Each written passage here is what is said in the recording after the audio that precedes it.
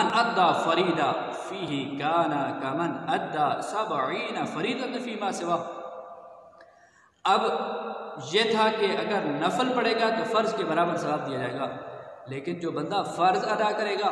اس کو ثواب کتنا ہوگا؟ آقا کریم علیہ الصلوۃ والسلام نے فرمایا اس کو پھر 70 گنا زیادہ ثواب عطا فرما دیا جائے گا۔ اسی لیے اکثر احباب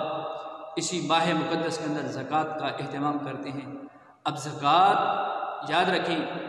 یہ جو عوام کے اندر زیادہ مشہور ہے کہ زکوٰۃ جو ہے صرف رمضان شریف میں ہی دی جاتی ہے، یاد رکھیں اس کا مطلب یہ نہیں ہے۔ اس کا مطلب صرف اسی لیے علماء،